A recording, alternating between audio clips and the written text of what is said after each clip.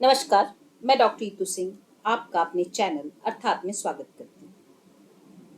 आज हम सूर्यकांत त्रिपाठी निराला के गद्यकार रूप को जानेंगे। निराला ने कहानी, उपन्यास, निबंध इत्यादि का भी लेखन किया था। कहानीकार निराला के कुल 3 कहानी संग्रह प्रकाशित हैं: लिली, सखी और सुकुल की बीवी। आइए उनकी लिखी कहानी पढ़ते हैं हम। ज्योतिर्मयी जिसका शीर्षक है और उसका प्रकाशन सुधा नामक मासिक पत्र में 1930 के मार्च महीने में हुआ था और यह पत्रिका लखनऊ से निकलती थी। और इस कहानी को निराला ने लिली नामक काव्य संग्रह में संकलित किया है। तो शुरू करते हैं उनकी लिखी कहानी ज्योतिर्मयी। मानती रहें, चूंकि आप ही लोगों ने, आप ही के बनाए हुए शास्त्रों ने, जो हमारे प्रतिकूल हैं, हमें जबरन गुलाम बना रखा है। कोई चारा भी तो नहीं। कैसी बात है। कमल की पंखुड़ियों से उज्जवल बड़ी बड़ी आंखों से देखती हुई एक 17 साल की रूप की चंद्रिका भरी हुई युवती ने कहा। नहीं, पतिव्रता पत्नी तमाम जीवन तपस्या करने के पश्चात परलोक में अपने पति से मिलती है, सहज स्वर से कहकर युवक निरीक्षक की दृष्टि से युवती को देखने लगा। युवती मुस्कुराई। तमाम चेहरे पर सुर्खी दौड़ गई। सुकुमार गुलाब के दलों से लाल लाल होठ जरा बढ़े। मरमरोज्ज्वल सुख पर प्रसन्न कौतुकपूर्ण एक ज्योतिर्चक्र खोलकर यथास्थान आ गए। वाकई का दरिद्रता, युवती मुस्कुराती हुई बोली। अच्छा बतलाइए तो, यदि पहले ब्याही स्त्री इसी तरह स्वर्ग में अपने पूज्यपाद पति देवता की प्रतीक्षा करती हो और पतिदेव क्रमशः दूसरी, तीसरी, चौथी पत्नियों को मार मार कर प्रतीक्षार्थ स्वर्ग भेजते रहें, तो खुद मरकर किसके पास पहुंचेंगे? युवती खिलखिला दी। युवक का चेहरा उतर गया। आपने इस साल एमए पास किया है और अंग्रेजी में? वहां पतिव्रता स्त्रियों की शायद पत्नीव्रत पुरुषों से ज्यादा जीवनी आपको याद थी। युवती ने वार किया। युवक बड़े भाई की ससुराल गया था। युवती उसी की विधवा छोटी साली है। आपने कहाँ तक पढ़ा है? युवक ने जानना चाहा। सिर्फ हिंदी और थोड़ी सी संस्कृत जानती हूँ। डब्बे को नजदीक लेकर युवती पान लगाने लगी। मैं इतना ही कहता हूँ, आपके विचार समाज के तिनके के लिए आग हैं। ताज्जुब की निगाह देखते हुए युवक ने कहा। लेकिन मेरे हृदय के मोम के पुतले को गलाकर बहा देने, मुझसे जुदा कर देने के लिए समाज आग है। साथ साथ यह भी कहिए। उंगली चूनादानी में बड़ी बड़ी आंखों की तेज निगाह युवक की तरफ फेर कर युवती ने कहा। मैं 12 साल की थी, ससुराल नहीं गई, जानती भी नहीं पति कैसे थे, और विधवा हो गई। कई बूंद आंसू कपोलों से बहकर युवती की जांघ पर गिरे। आंचल से आंखें पोंछ ली, पान लगाने लगी। तंबाकू खाते हैं आप? युवती ने पूछा। नहीं। युवक के दिल में सन्नाटा था। इतनी बड़ी, इतने आश्चर्य की, इतनी खतरनाक बात आज तक किसी विधवा युवती की जबान से उसने नहीं सुनी। वह जानता था यह सब अखबारों का आंदोलन है। इस तरह की कल्पना भी उसने कभी नहीं की, कारण वह काने कुब्जों के एक श्रेष्ठ कुल में पैदा हुआ। युवती की बातों से घबरा गया। लीजिए, युवती ने कई बीड़े दिए। आप बुरा मत मानिएगा, मैं आपको देख रही थी कि आप कितने दर्दमंद हैं, युवती ने साधारण आवाज में कहा। युवक ने पान ले लिए, पर लिए ही बैठा रहा। खाइए, युवती ने कहा। आपसे एक बात पूछूं? पूछिए। अगर आपसे कोई विधवा विवाह करने के लिए कहे? युवती मुस्कुराई। मैं यह नहीं जानता, वह तो पिताजी के हाथ की बात है। युवक झेप गया। अगर पिताजी की जगह आप ही अपने मुख्तार आप होते? संकुचित होकर फिर हिम्मत बांधकर युवक ने कहा, मुझे विधवा विवाह करते हुए लाज लगती है। युवती मनोभावों को दबाकर छलछलाई आंखों चुप रही। एक बार उसी तरह युवक को देखा, फिर मस्तक झुका लिया। दूसरे दिन युवक घर चलने लगा। मकान की जेठी स्त्रियों के पैर छुए, इधर उधर आंखें युवती की तलाश कर रही थी, वह न मिली। युवक 2 मंजिले से नीचे उतरा, देखा दरवाजे के पास खड़ी वह उसी की राह देख रही है। युवक ने कहा, आज्ञा दीजिए, अब जा रहा हूँ। हाथ जोड़कर युवती ने प्रणाम किया। एक पत्र युवक को देकर कहा, जल्द दर्शन दीजिएगा। युवक के हृदय में एक अज्ञात प्रसन्नता की लहर उठी। उसने देखा नील पलकों के पंखों से युवती की आंखें अप्सराओं से आकाश की ओर उड़ जाना चाहती है, जहां स्नेह के कल्प वसंत में मदन और रति नित्य मिलते हैं, जहां किसी भी प्रकार की निष्ठुर श्रृंखला नवोन्मेष को झुका नहीं सकती, जहां प्रेम की आंखों में मनोहर चित्र, कंठ में मधुर संगीत, हृदय में सत्यनिष्ठ भावना और रूप में खूबसूरत आग है। युवक ने स्नेह के मधुर कंठ से सहानुभूति की ध्वनि में कहा, ज्योति। युवती निसंकोच कुछ कदम आगे बढ़ी, युवक के बिल्कुल नजदीक एक तरह सटकर खड़ी हो गई। सिर युवक की ठोड़ी के पास, आंखें आंखों से मिली हुई। वस्त्र के स्पर्श से शिराओं में एक ऐसी तरंग बह चली जिसका अनुभव आज तक उनमें किसी को न हुआ था। अंगों से आनंद के परमाणु निकलते रहे, आंखों में नशा छा गया। फिर कहूंगा, युवक ले जाकर चल दिया। याद रखिएगा, आपसे इतनी ही करबद्ध प्रार्थना। युवक दृष्टि से ओझल हो गया। पिघलकर पत्थर भी उस पत्र को पढ़ने पर बह जाता है वीरेन। विजय ने सहानुभूति के शब्दों में वीरेंद्र से कहा। दिल के तुम कितने कमजोर हो। नष्ट होते हुए एक समाज क्लिष्ट जीवन का उद्धार तुम नहीं कर सकते विजय। तुम्हारी शिक्षा क्या तुम्हें पुरानी राह पर सीधा साधा एक लद्दू बैल करने के लिए हुई है? वीरेंद्र ने चिंत भर्त्सना के शब्दों में कहा। पिताजी से कुछ बस नहीं वीरेन, उनके प्रतिकूल कोई आचरण मैं न कर सकूंगा, पर आजीवन आजीवन मैं सोचूंगा कि दुर्बल समाज की सरिता से एक बहते हुए निष्पाप पुष्प का मैं उद्धार नहीं कर सका, खास तौर से इसलिए कि मुझे उसने तैरना नहीं सिखलाया। वीरेन बोला, तुम्हें एक दूसरी सामाजिक शिक्षा से तैरना मालूम हो चुका है। हाँ, हो चुका है, पर केवल तैरते रहना फिर किनारे पर लगना नहीं। सब घाट हमारे समाज के द्वारा अधिकृत हैं और केवल तैरते रहना मनुष्य के लिए असंभव है। तुम कूल पर आ सकते हो, पर उस फूल को लेकर नहीं, तब समाज के किसी भी घाट पर नहीं जा सकता। और केवल कूल इतना विहड़ है कि मेरे थके हुए पैर वहां जम नहीं सकते। वहां दृष्टियों का ताप इतना प्रखर है कि वह फूल मुरझा जाएगा, मैं भी झुलस जाऊंगा। वीरेन ने विजय से कहा, तो सारांश यह कि तुम उस पावन मूर्ति अबला का, जिसने तुम्हें बढ़कर प्यार किया, मित्र समझकर गुप्त हृदय की व्यथा प्रकट कर दी, उस देवी का समाज के पंख से उद्धार नहीं कर सकते? देखो, मेरा हृदय अवश्य उसने छीन लिया है, पर शरीर पिताजी का है वीरेन। मैं यहाँ दुर्बल हूँ। वीरेन ने कहा, कैसी वाहियात बात, कितनी बड़ी आत्म प्रवंचना है यह। विजय, हृदय शरीर से अलग नहीं है। जिसने तुम पर क्षण मात्र में विजय प्राप्त कर ली, उसने तुम्हारे शरीर को भी जीत लिया है। अब उसका तिरस्कार परोक्ष अपना ही है। समाज का धर्म तो उसके लिए भी है था। क्या फूटे हुए बर्तन की तरह वह भी समाज में एक तरफ निकाल कर न रख दी जाती? क्या उसने यह सब नहीं सोच लिया?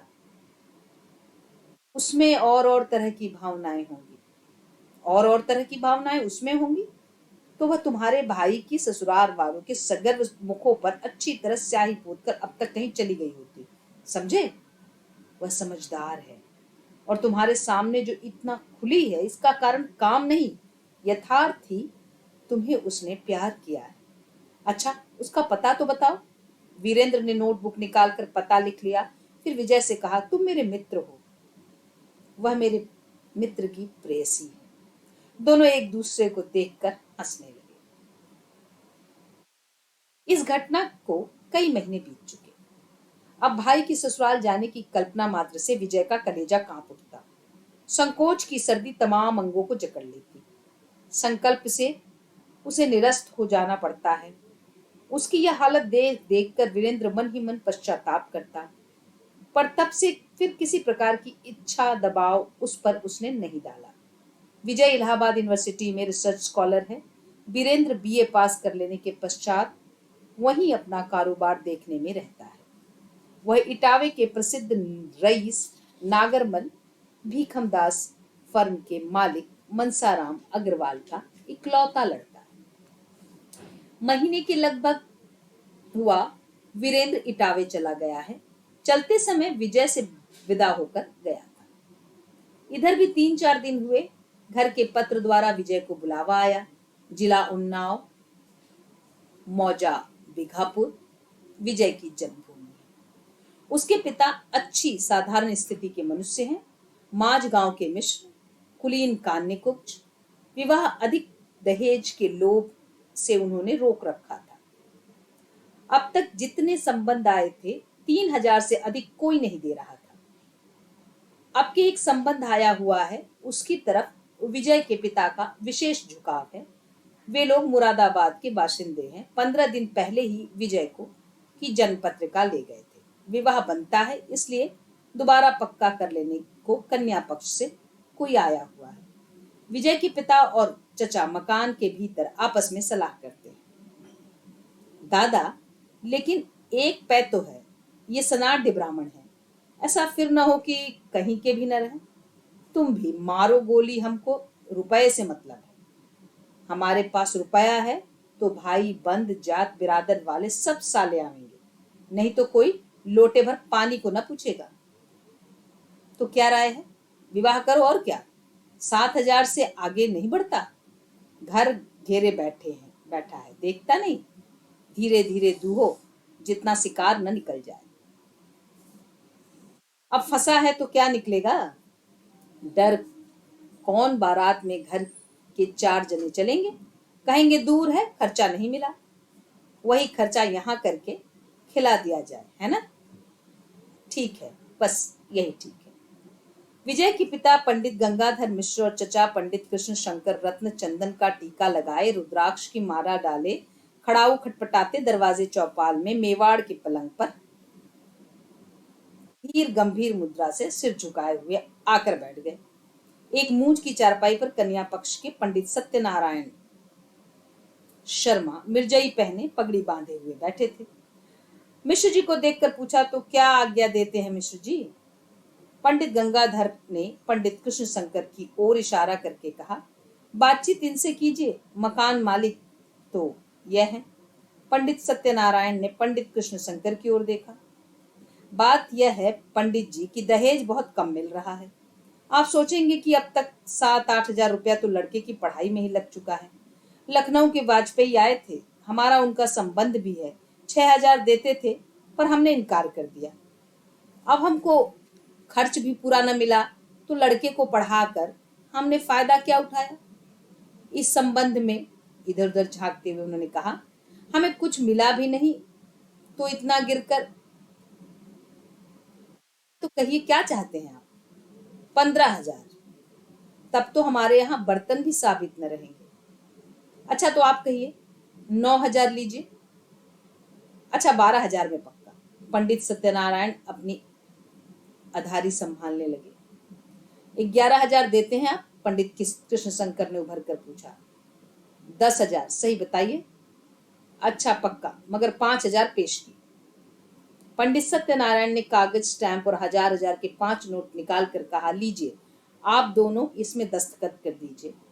पहले लिखिए, पंडित सत्यनारायण मुरादाबाद की कन्या से श्रीयुत विजय कुमार मिश्र एमए के विवाह संबंध में जो 10,000 में मैं गवाही और गौने के खर्च से पक्का हुआ है। कन्या के पिता ने 5,000 पेश की, नगद वसूल पाया। फिर स्टाम्प पर वल्दियत के साथ दस्तखत कीजिए। पंडित गंगाधर गदगद हो गए। लिखा पढ़ी हो गई। विवाह का दिन स्थिर हो गया। तिलक चढ़ गया। तिलक के पहले समय तक विजय को ज्योतिर्मयी की याद आती रही, पर नवीन विवाह के प्रसंग में मन बट गया। फिर धीरे धीरे जैसा हुआ करता है, वह स्मृति की चित्त के अतल स्पर्श को चली गई। अब विजय को उसके चरित्र पर रह रहकर शंका होने लगी है। सोचता है बुरा फंस गया था, बच गया। सच कहा है, स्त्रियम चरित्र पुरुषस्य भागम देवौ न जानाति कुतो मनुष्य। अब नई कल्पनाएं उसके मस्तिष्क में उठने लगी। एक अज्ञात अपरिचित मुख को जैसे केवल कल्पना के बल से प्रत्यक्ष कर लेना चाहता है, और इस चेष्टा में सुख भी कितना, इतना कभी उसे नहीं मिला। इस अज्ञात रहस्य में वह ज्योतिर्मयी की अम्लान छवि एक प्रकार भूल ही गया। विजय ने विवाह के उत्सव में मिलने के लिए वीरेंद्र को लिखा, पर उसने उत्तर दिया कि मैं तो विजय का ही मित्र हूं, किसी पराजय का नहीं। इस विवाह में मैं शरीक न हो सकूंगा। जैसा पहले से निश्चय था, जल्दबाजी का बहाना कर पंडित गंगाधर ने जाने जाने रिश्तेदारों को छोड़कर और किसी को न बुलाया। इसी कारण ज्योतिर्मयी के यहाँ निमंत्रण न पहुंच सका। इधर भी जहां कहीं न्योता गया, वहां से कुछ ही लोग आए, कारण संदेह की हवा बह चुकी थी। बारात चली। लखनऊ में वीरेंद्र ने विजय से मुलाकात की हुई। वीरेंद्र ने पूछा, यार तुम तो ज्योतिर्मय को भूल ही गए, इतने गल गए इस विवाह में। बात यह है कि इस तरह की स्त्रियां समाज के काम नहीं होती। अरे तुमने तो स्वर भी बदल लिया, क्या किया जाए।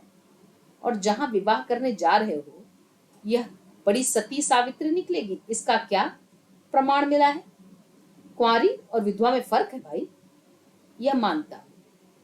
कुछ संस्कृति का तो ख्याल कीजिए, संस्कृति से ही संतति अच्छी होती है। अरे तुम तो पूरे पंडित हो गए हो, अपने कुल का सबको ख्याल रखता है। केतहु काल कराल परे पे मराल न ताक है तुच्छ तलैया। अच्छा जी हाँ, तब तो जी चाहता है तुम्हारे साथ मैं भी चलूं। चलो, मैंने तो तुम्हें लिखा भी था, पर तुम दुनिया की वास्तविकता का विचार तो करते नहीं, विचारों की दीवारें उठाया गिराया करते हो। अच्छा भाई, अब वास्तविकता का आनंद भी ले ले। कहो कितने गिनाए? 10,000? 10,000? उसके मकान में लोटा तो मजबूत न छोड़ा होगा। कानिकुब्ज कुलीन है, वे कोई मामूली कानिकुब्ज होंगे? बहुत मामूली नहीं, 70 विश्व मर्यादा वाले। वीरेंद्र सोचने लगा, तुमसे घृणा हो गई है, जाओ अब मैं नहीं जाऊंगा, तुम इतने नीच हो। वीरेंद्र शहर की ओर चला गया। बारात मुरादाबाद चली। विवाह हो गया। पंडित सत्यनारायण शर्मा ने वर यात्रियों का हृदय से स्वागत सम्मान किया। खोरे में 5,000 नगद दिए और कन्या को 5,000 का जेवर ऊपर से बनवा दिया। विजय को सोने की चेन, जेब घड़ी, रिस्ट वॉच, साइकिल, अंगूठी और कुछ और सामान देकर खुश किया गया। बड़ा छोटा बड़हार हो गया। चतुर्थी के बाद कन्या के साथ बारात विदा हुई। वर कन्या के लिए पंडित सत्यनारायण जी ने एक सेकंड क्लास कंपार्टमेंट पहले से रिजर्व करा रखा था और लोगों के लिए इंटर क्लास अलग। पंडित सत्यनारायण हाथ जोड़कर पंडित गंगाधर और कृष्ण शंकर आदि से विदा हुए। कन्या से कहा, बेटी वहां पहुंचकर अपने समाचार जल्द देना, गाड़ी छूट गई। प्रणय से विजय का चित्त चपल हो उठा। अब तक जिस अदेख मुख पर असंख्य कल्पनाएं उसने की थी, उसे देखने को यह कितना शुभ और सुंदर अवसर मिला। उसने पिता को, ससुर को, समाज को भरे आनंद के छलकते हृदय से बार बार धन्यवाद दिया। साथ युवती बहू का घूंघट उठा चंद्रमुख को देखने की चकोर लालसा प्रबल हो उठी। डाक गाड़ी पूरी रफ्तार से जा रही है। विजय उठकर बहू के पास चलकर बैठा। सर्वांग कांप उठा। घूंघट हटाने के लिए हाथ उठाया, कलाई कांपने लगी। उस कंपन में कितना आनंद है। रोए रोए के भीतर से आनंद की गंगा बह चली। विजय ने बहू का घूंघट उठाया, त्रस्त होकर चीख उठा, हैं? तुम हो? विवाह का यही सुख है। ज्योतिर्मय की आंखों में घृणा मध्याह्न की ज्वाला की तरह निकल रही थी। छी, मैंने यह क्या किया? यह वही विजय, संयत शांत वही विजय है। ओह कैसा परिवर्तन। इसके साथ अपराधी की तरह सिकुड़कर घर के एक कोने में मुझे संपूर्ण जीवन पार करना होगा। इससे मेरा वैधव्य शतगुण सहस्त्र गुण अच्छा था। वहां कितनी मधुर मधुर कल्पनाओं में पल रही थी। वीरेंद्र तुम्हारे जैसा सिंह पुरुष ऐसा स्यार का भी साथ करता है। तुमने इधर 1.5 महीने से मेरे लिए कितना दुख, कितना कष्ट, मुझे और अपने इस अधम मित्र को सुखी करने के विचार से स्वीकार किया। 18,000 खर्च किए। तुम्हारे मैनेजर सत्यनारायण, मेरे कल्पित पिता, वह देवताओं का निर्मल परिवार, ज्योतिर्मन मई, मन ही मन, और कितना न जाने क्या क्या सोच रही थी। विजय ने पूछा, तुम यहाँ कैसे आई? वीरेंद्र से पूछना, ज्योतिर्मयी ने कहा। ज्योतिर्मयी मिश्र खानदान में मिल गई, पर वीरेंद्र फिर विजय से नहीं मिला। धन्यवाद।